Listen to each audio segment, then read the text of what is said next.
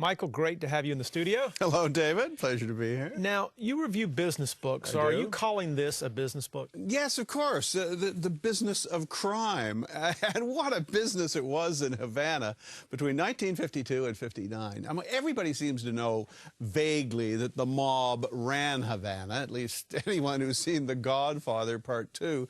And that's basically all I knew. So I was curious about this book. This is a very detailed account of how organized crime ran that business.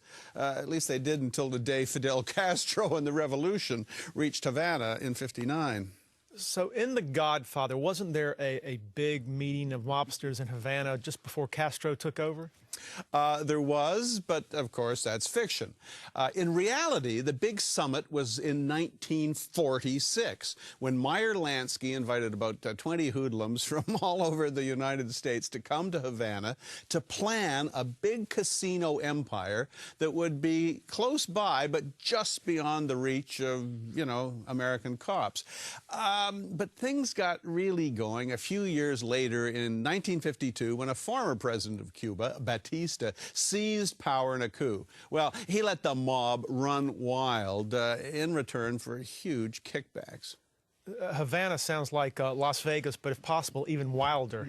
I think so. Flights were coming in from Miami day and night with American tourists, gamblers, movie stars, politicians looking for a wild time.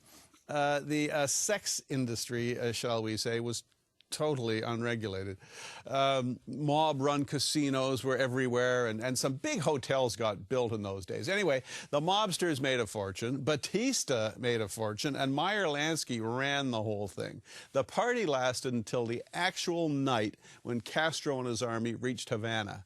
Lansky assumed that he could bribe any politician, and he was totally unprepared when the Castro revolutionaries trashed the casinos on their first night in the capital. Batista, by the way, made it out of Cuba just in time, but the mobsters didn't. Many of them didn't even get their money out.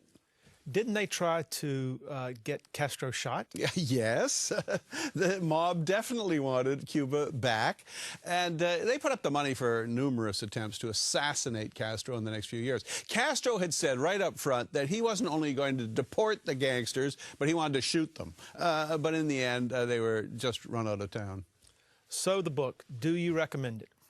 Well, David, I've been to Havana, and I've seen what a disaster the place is economically. I wanted to know if it was any better before Castro, and my conclusion is I'm not sure it was any better. I mean, the level of corruption and crime and the fact that Batista was in the mob's pocket was in part what made Castro, so popular. The mob, in a way, helped make the revolution possible. So what's the verdict? Thumbs up, thumbs down?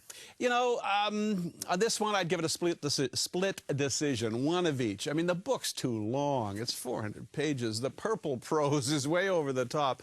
But the story, the business story, is sensational. And you know what? It's true. Well, at least I'm craving Cuban food now, so that's good. Great. Thanks, Michael. Pleasure, David. See you again.